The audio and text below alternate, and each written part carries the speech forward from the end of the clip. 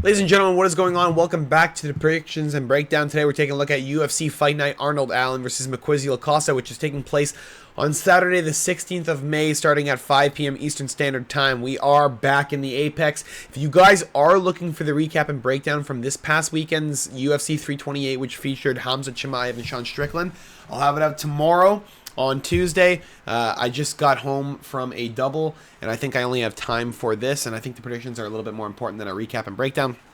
So we're just going to get this done. We will start off with the early prelims. We will end with the main event. We're going to have a prediction and breakdown for every single fight on the card. And let's start with that early prelim opener that is Joanna Bannon versus Nicole Cagliari, Cagliari, that is her name. I cannot believe that's a name. But we're going to go with Joanna Bannon. I think Nicole is actually kind of... I watched her striking. She's actually kind of trash. I was going to originally pick Nicole to get it done on the decision. But watching the fight against Ernesta Carrascate and watching the fight against Carly Judy, she has about one round in her before she starts falling apart. And that's not saying that Joanna Bannon is any better. She also is absolutely trash. She got chinned by Pooja Tomar before that. In my opinion, that fight should have been stopped. But she woke up, ended up in an armbar, and got her. I don't particularly think this fight goes to the ground. Nicole kind of flourishes with the ability to ground and pound girls out, and this is not going to happen. Joanna Bannon, really good with the kickboxing. The takedown defense is there. Is it super significant? No, not particularly, but her jiu-jitsu is pretty good. She's able to sweep some girls. She's got good offensive submissions as well. So I'm going to just go with Joanna Bannon. I think the underdog tag is a little bit too pricey. I think she's fought some better competition, as even Tapology thinks as well. And 3 inches of reach, she's going to be able to tag her up down the line. Jabs in round 2 and 3 are probably going to put her in a bad spot. Next on the prelims, Daniel Barez versus Luis Garule, or whatever they want to say. We're going to go with Daniel Barez. I think Luis Garule is in a bit of a pickle with the UFC. I think he got here a little bit too early. I know he's 32 years of age, but I think he got here a little bit too early. The fight over Nick Piccinini is not exactly one that is, highly touted. Nick is clearly a fraud as well. He's a can check. Ode Osborne put Luis in a hole. Jesus Aguilar was able to rough him up on the grappling and on the feet, and then Alden Correa almost put him out in a way. Daniel Barez, very strong in the striking. He's got good mix-up. He's very aggressive as well. 37 years of age, though. You're kind of leaning towards... the younger fighter, but I am going to stick with Daniel Barez. I think I'm going to pick him on the line to win by knockout or decision. I think Luis is just not UFC material, realistically. I think Daniel Barez a little bit better in the stand-up. Being able to beat up Victor Altamirano the way he did, didn't even let Victor start either, and that's a better win than Luis has in his entire career. So we're just going to go with Daniel Barez, seeing as I've seen more of him realistically than I have seen of Garule. The poor guy hasn't even really been able to fight his fight. He's kind of just been getting stuffed down so far in every single one of his fights. Being a 5'5" flyweight doesn't help either. I mean, he's lacking some reach especially because of the weight cuts now. Some guys are way bigger. Next in the prelims, Alice Ardelaine versus Polyana Viana. We're gonna go with Alice to get it done on the scorecards. I think Polyana realistically should not be in the UFC. I mean, this poor girl's been getting beat up really bad by crazy contenders. Yasmin Lucinda choked her out. Jillian Robertson was gonna choke her out, chose to beat the fuck out of her from the back and get a TKO. And then Jacqueline Amorim got a rear naked choke really easily. Alice could be able to get a submission victory here as well against Polyana, but she's lacking some reach. She's going to be on the other end of some really devastating kicks and some jabs down the middle. Vienna doesn't really have too good of a stand-up, though, so I'm not really particularly worried about it. I think Alice is just going to have a good time. I think she's going to move in. I think she's going to use her good tactics and just kind of just play the point game. She does usually lose the third round, but I'm not particularly worried. I think she's going to win the first 2, get it done on the scorecards. Alice Ardelaine should be able to get it done. I know she's had some tough fights in her career that don't look too fucking good. They're against some really crappy competition. But she did fight Weili Zhang, made it to a second round back in 2016. She was doing okay on the feet. Polyana, not even close to any of that. And the best fighter that she's beaten in the last fucking 10 years is probably Mallory Martin, and that girl's terrible. So we're going to go with Alice. Literally only comparable person that Polyana's fucking faced again, other than those high-level contenders, and we're just gonna take Alice all day. Just more ways to win. Polyana going to get knocked out probably or submitted. Next on the prelims, you have an absolute snooze fest, but at least it's easy pick'ems in my opinion. Andre Petroski versus Cody Brundage. We're going to take Andre Petroski on the decision line. I think Cody Brundage is going to get held down for this entire fight, and if we do stand up, Cody Brundage will have the advantage in the striking, but I just cannot trust a guy who's almost even in his entire MMA career, especially after being gifted into the UFC with a fucking shitty win, whereas here, no, he got, no, really? Yeah, kind of forgot about that. He lost to William Knight. Yeah. You know what? I'm not even going to talk about anything that I was about to talk about. Cody Brundage lost to William Knight. We're going to take Andre Petroski. That's it. That's all. All right. Next in the prelims, Ketlin Vieira versus Jacqueline Cavalcanti. I watched back some fight. Clearly, I think this is a different fighter, but Jacqueline Cavalcanti, very good striker. I thought she was a grappler, but I guess I'm thinking of somebody else. Very, very good striker. Really devastating. Usually doubles up the strike counts on her opponents. Literally double. She got like 91 to 52 against Josiane Nunes. She got like 102 to fucking whatever for Julia Avila. Ketlin Vieira here. Going to be moving forward. She usually likes to counter-strike as well, but Jacqueline Cavalcanti, when she gets in flow, she moves really well. Pops the jab, pops the 1-2 out there, doesn't blink, doesn't flinch, keeps moving forward, which is really impressive for women. The level of striking has just improved so rapidly in the last 10 years. I'm not saying the girls are shit, okay? I'm just saying if you look at striking 10 years ago and you look at it now, most of these girls blink or they fucking close their eyes and they like run forward and shit. Jacqueline is not doing that. She's fighting very well. Same with Ketlin Vieira. Both girls, very strong boxing technique, but Jacqueline Cavalcanti, younger, a little bit faster, a little bit longer. She can be able to just tag her up on the outside. Vieira doesn't really have a whole lot of like hidden technique either. A lot of her fights have already been on tape. A lot of her techniques have already been exposed. Jacqueline Cavalcanti going to see it all, going to get it done on Saturday night. Minus 150 tag, not bad for a near undefeated prospect. Now, if you do see the schedule strength, Ketlin Vieira has faced the tougher of the competition, but how often did she really win? Not really that often. I thought she beat Norma Dumont recently, but she got robbed. Jacqueline Cavalcanti, a little bit probably worse than Norma Dumont, but I think Ketlin Vieira, the striking is just so much better. If Cavalcanti fought Norma Dumont, it would be a strike fest, and Cavalcanti would probably piece her up. I do think she will get it done on Saturday night. Easy tag, minus 150. I love it. Next on the prelims, Tuco Tucos versus Ivan Erslan, or Ivan Erslan. We're going to go with Ivan Erslan to get it done via knockout or decision. Tuco Tucos, just not really a good fighter. Had a shitty win over Junior Taffa, but I don't really rate that whatsoever. Had a bad loss in the road to UFC to Ming Yang Zhang. Ivan Erslan had a close fight with Ion Cutelaba. That's good enough for me. Ion Cutelaba, difficult guy to finish, difficult guy to get through the entire fight with, and yet Ivan Erslan was able to make it to a third and final round and get to the scorecards on a fight where it could have gone either way, in my opinion. I thought Erslan won, and I was happy because Ion Cutelaba was my bet, but I thought Ivan won that fight. Should be an easy fight, especially after the fucking routing from Jimmy Crute that he got. Jimmy Crute's good, man. He's got a really good submission game.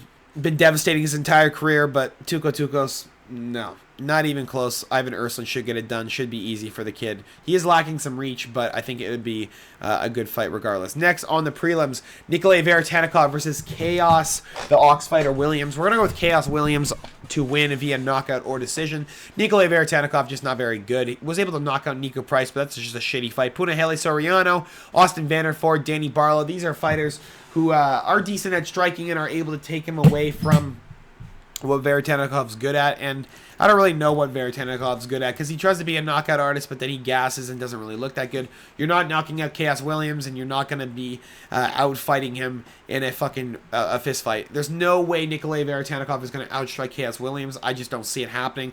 Chaos Williams is younger, a little bit faster, and when Chaos Williams is actually on, he didn't look on for his last fight against Andreas Gustafsson. I thought he could have struck a little bit more and he would have gotten ahead, but if he turns it on here against Nikolay Veretanikov, he will put his ass out. He's got very, very difficult striking to deal with. Randy Brown was having a problem with it before he hit flow state, and Nikolay Veretanikov should have a big problem in the first and second round. Next, we have the main card of the evening, which is actually not terrible. You might not like it, but I fucking love this. Timothy Kawumba versus Bernardo Sopage. Sopage had a tough fight with Vinicius Oliveira when he got into the UFC. Was a short notice fight. Was supposed to be fighting Yanis Gamori. Was Vinicius Oliveira. So he did end up gassing a little bit, but he was beating the shit out of Sopage in the second and third round. Ended up with a flying knee in the last 10 seconds or whatever it was. Timothy Kawumba here, though. I'm going to pick Kawumba. He's an underdog here. He's looked good recently. Usually Bernardo Sopage loses to dog fights, and this will be a dog fight. Timothy Kawumba takes damage and pressure like nobody else I've seen really in the UFC other than that kid that just fought this weekend, Tetsuro Taira. He kept walking forward even though he got chinned. Timothy Kawumba had a dog fight against Roberto Romero. Had a really good fight against Cheng Ho Lee. And was able to just put it on the guys. I think Timothy Kawumba here, getting into his flow. He's got 2 wins in the UFC, looking to keep the momentum rolling. And Bernardo Sopage having a lackluster decision win over Ricky Tercios. I think Timothy Kawumba is a fantastic fight for him. I think he's going to be a really, really bad striking matchup, seeing as Timothy Kawumba is going to be keeping the pressure on him for all 3 rounds. Bernardo Sopage tends to fall off. And I think Timothy Kawumba is just going to overwhelm him in the second, third round. Give me Timothy Kawumba by knockout or decision. Or maybe you can get a +3.5 tag. Why not take it on to Kawumba? I think he'll win at least 1 round against a guy like Sopage, who's just too new into the UFC. Next on the main card, Modestas Bukauskas versus Rodolfo Blato. And thank God I barely have to talk about this one. I'm going to go with Modestas Bukauskas to win by knockout. I think this is a good fight for him to get just back in the win column. Yeah, bad fight against Nikita Krylov. Gets chinned. I picked Krylov. But Rodolfo Blato, chinny himself, does usually get rocked in the first and second round and usually comes back in fights. But this is going to be one of those fights where I don't think he can come back. I think this is going to be Bukauskas just putting him to work, putting him out, and having him question why the fuck he's still at light heavyweight, because I don't think Bellato should be there. He should be probably at middleweight. I know he had a good fight with Luke Fernandez, got the knockout. I picked him for that fight as well. Jimmy Crute 10-8'd him in the first round and lost the next 2 rounds. So I do understand that there's a lot of love for Bellato, but Modestas Bukauskas, he's been pretty good with his striking recently. He's got really, really good pressure as well, and his takedowns have been improving as well. The wrestling is starting to become a factor. Rodolfo Bellato, a pure striker, probably not expecting the takedown from Modestas Bukauskas as well. Going to play probably a big factor on Saturday night. Look out for Bukauskas by knockout. Should be maybe a TKO by ground and pound. Next on the main card, Malcolm Wallmaker versus Juan Diaz. There's no way I'm picking Juan Diaz, seeing as there's no fucking tape on this guy. There's barely anything. He got the Contender Series debut knockout, which is good. But Juan has already been knocked out before in his career. It wasn't anything crazy. He was a big fighter and won championship as well, fighting pure striking battles. The former Lux champion Juan Diaz, no way. Malcolm Wallmaker would have been Lux champion times 8, and he should be able to get the knockout over Juan Diaz. He wasn't getting chinned that well against Ethan Ewing. He was taking some shots, but he took them quite well. He wasn't getting hurt, is what I meant to say. And Juan Diaz usually wants a finish. I don't think he's getting it. There's no fucking way this guy's going to be able to put the pressure on Malcolm Wallmaker, and I don't think he's going to make Wallmaker wilt. I think Juan Diaz is going to get knocked out in the second round. I think Juan Diaz is getting a little bit too excited for his britches. I know Malcolm Wallmaker has been a little bit exposed since that Ewing fight, but Ewing's a little bit of a different animal. That guy's got a crazy coach. He's almost coded in as well. And I think Juan Diaz, just a little bit lackluster probably for his record, 15-1. He didn't show anything too exceptional inside the Contender Series except for the fact that he was just putting on the pressure. Malcolm Wallmaker can put on some pressure, and he can counter-strike like a motherfucker. So I'm going to go with Malcolm Wallmaker. Got the reach, got the range. We'll get it done on Saturday night as a -200 tag. Probably the best tag you'll see for Wallmaker for a long time, too. Next, on the co-main event of the evening, this is a good one. The Korean Superboy Doo-Ho Choi taking on Daniel Santos in the featherweight division. We're going to go with Doo-Ho Choi as an underdog. I don't know how this guy's been an underdog 3 fights in a row. I understand he's had a tough going in the last couple of years. Or I say the last couple of years. 7 years ago. But he was getting knocked out left and right. Has some time off. Comes back. And is now knocking dudes out left, right, and center. Daniel Santos is going to get chinned on Saturday night. I like Doo-Ho Choi all day. The boxing has just been increasing too much. The knees, the clinch work. He's been so consistently getting better. I have not seen a wilting of him whatsoever. He's back to the Korean superboy that he was when he was younger. And I'm excited to say that Daniel Santos is going to get chinned. Doo-Ho Choi fought some of the best in the division. And Daniel Santos just kind of waltzing in after fighting some lackluster competition, losing to fucking Julio Arce, which is a fucking terrible loss. Was able to chin John Castaneda, which is a beautiful knockout, by the way, because Castaneda is hard to finish. But Doo-Ho Choi, super good in the boxing. Way too advantageous there. The stand-up should be all for Doo-Ho Choi. The ranges for Doo-Ho Choi. Should be able to tag up Daniel Santos on Saturday night. Should be able to win as a plus 110 underdog. It's a beautiful, beautiful, beautiful card. And what a beautiful way to have a co-main event with Doo-Ho Choi. I fucking love that guy. That's one of my favorite fighters of all time. This guy's going to win by devastating knockout. TKO, put him on him against the cage. He's out cold. Alright, little sip of water, and we'll get the main event of the evening done for you guys. Main event of the evening, Arnold Allen versus Melquizael Costa. And as much as I don't want to pick him, because I don't like him, I don't like the fact that he knocked out Dan Ige, I don't like the fact that he's killed my parlay a couple times, I don't like the fact that when I do pick him, he doesn't get a knockout or a finish, he just kind of looks like shit and falls apart like he did. What was that fight that I fucking hated? Julian Erosa. He had a decision over Julian Erosa where Erosa was starting to tag him really bad on the feet because he was tired. That gives me problems. I fucking hate that. You're in a main event of the evening, though. I don't want to pick him, but there is a really big chance that Arnold Allen gets finished. I know Melquizael Costa's just been on a bit of a roll. Danny Ige never gets finished. I don't think he's ever been knocked out, and Melquizael Costa put it on him. Not a good sign. I mean, he's getting so much better, so much quicker. He was not like this. He was not like this 2 years ago. This guy's gotten so good. I think we're going to go with Melquizael Costa. Underdog pick, plus 5.5. I'm sure he'll make it to a decision. Will Arnold Allen realistically knock him out? Probably not. Do I think that Melquizael Costa will finish Arnold Allen? Maybe in the third or fourth round. The submission threats there, the TKO by body kicks. Like, Melquizael Costa likes to mix up the range a little bit. Oh, I don't know, dude. I can't in good conscience pick Arnold Allen after getting beat up so fucking bad by fucking John Silva, Movsar Evloev, Max Holloway. I mean, these are super high-level guys. Yes, I know I'm saying some crazy shit right now. And I know that Arnold Allen's the guy who knocked out Dan Hooker and beat up Giga Chikadze. But this is a main event spot. You know, this is a big night, and this is going to be a big spot for both men. I think both guys are realistically a little bit close. I think Melquizael Costa has a little bit more ways to win. I think he's got better jiu-jitsu. I think he's got better wrestling. Arnold Allen, basically purely a kickboxer, and Melquizael Costa has been getting good at that for his last 5 years at least. He's getting really good with the kicks. The stand-up work has been impeccable. He's got really good spinning stuff too, but the kicks and the takedowns is where he fucking thrives. And that's where probably he will win the fight on Saturday night. Give me Melquizael Costa by... oh, fuck. Yeah, I'm just going to do it. By knockout or decision. Should be a good tag. Maybe a plus 200 tag. Melquizael Costa, though, improving too rapidly for me to take away from him. He's 29 years of age. He's not even 30 yet. And he's got explosive technique.